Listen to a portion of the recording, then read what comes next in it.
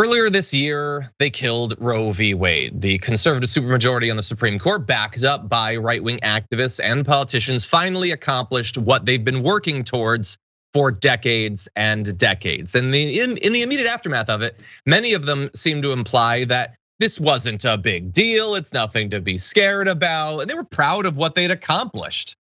Not now, though. Not while we're approaching the midterms. Many of them would really love it if you would forget what their stance on this issue is, because it turns out, and I know this is a shocker, people don't like when you strip away their rights.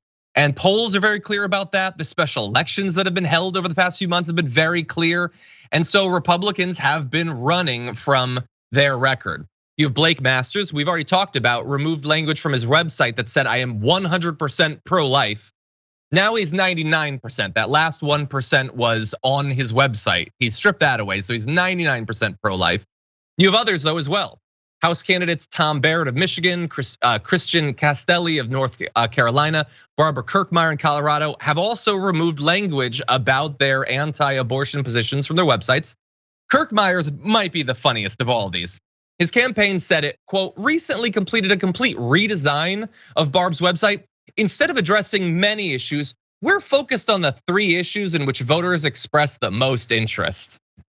Get the hell out of here. You stripped away your position on like the most out there topic that people are most passionate about in this election. You stripped it away to focus on other stuff that you, I think, would consider more convenient.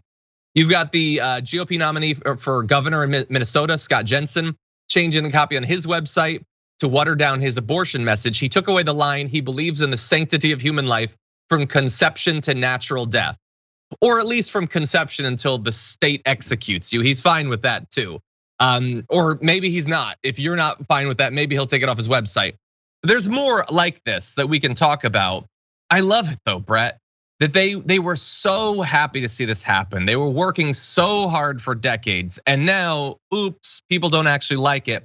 So let's try to fool them about our position on this issue. It just proves that they don't know what was in Roe, period. Like all this, oh, certain trimesters, exceptions for life of the mother, and regulate it when it comes to, leave it up to the states to regulate it when it's closer to the due date. That's in Roe, dude.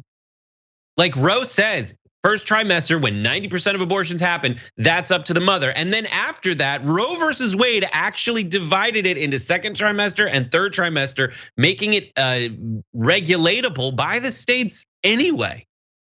But the one thing it didn't do is outlaw it in the first 2 trimesters at least, because it was the right thing to do. And I would say that Roe was too restrictive. But at the end of it, these guys are wanting to go back to what was already the case. They just did such a successful job of saying the left wants to kill babies and using that to get a little bit more on the fringes of motivated voters to win enough elections to get Roe overturned. But what they're discovering now is that was just a fringe. That was just a little marginal gain for them. And now all the people who are of sane mind are realizing how insane that fringe actually is. And in states like Kansas, when they put it to a very red state, whether they want to outlaw abortion, that state said, hell no. I'm not crazy like the people on your side of the aisle, the other people on their side of the aisle who want to outlaw it completely. 100%. Yeah. I love that it's become so clear. Again, it's just a silver lining. The rights were stripped away. Like winning a couple elections is good, I guess. It doesn't balance out the fact that people's lives will be harmed so fundamentally. But yeah, run on it, and make them run on it. They're gonna run from their position, chase after them with their position, remind people in ads. They are signaling to their opponents that they're terrified of people knowing where they stand on this issue. So make sure that as many people as possible do.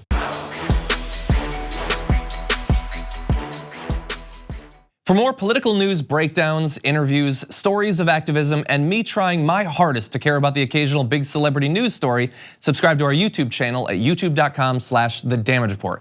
And you can ring the bell wherever it is so you don't miss anything.